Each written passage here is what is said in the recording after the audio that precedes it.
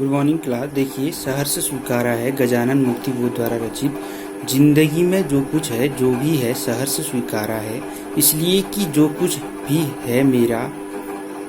भी मेरा है वह तुम्हें प्यारा है।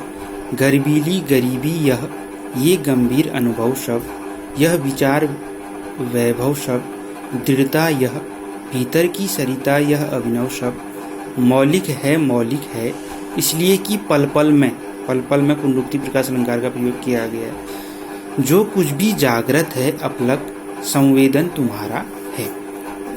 तो देखिए, कवि यहाँ पे अपनी प्रेयसी या जिससे अत्यधिक स्नेह करता है उससे कहते हैं कि तुमने मुझे जो कुछ भी दिया है उसे मैंने प्रसन्नतापूर्वक स्वीकार किया है।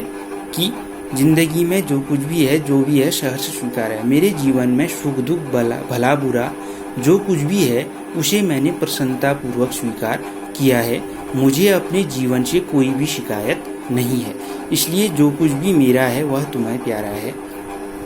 इसका कारण यह है कि मेरे पास जो कुछ भी है वह तुम्हें अच्छा लगता है।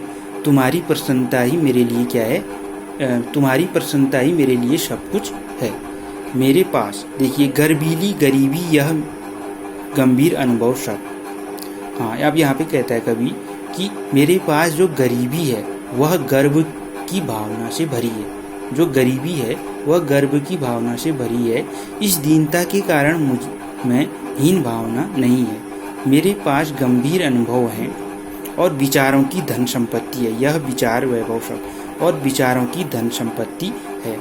दृढ़ता यह भीतर की सरिता यह अभिनव सब। मेरे मन की दृढ़ता के साथ साथ भीतर बहती हुई प्रेम की सर्वथा नवीन सरिता पूरी तरह मौलिक है।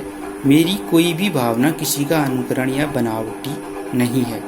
इसका कारण यह है कि इसलिए कि पल पल में जो कुछ भी जागृत अपलग है संवेदन तुम्हारा है। इसलिए कि पल पल में मेरे मन में जो भावना जागृत होती है वह कभी शांत नहीं होती है।